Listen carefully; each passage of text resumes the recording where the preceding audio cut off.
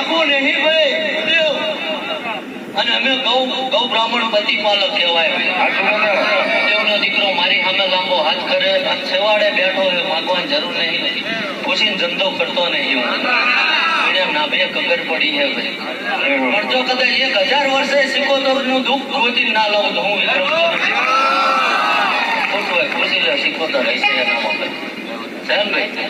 જા ભાઈ, સવારમાં મારું મહેમાન કરે, બપોરના ઘરે પોકે અને વહેલા પરડીએ ઘોડે પલાણ નાખું ભાઈ. શું કહું? ડોશીની વાત પૂરી કરીને ના વળું તો હું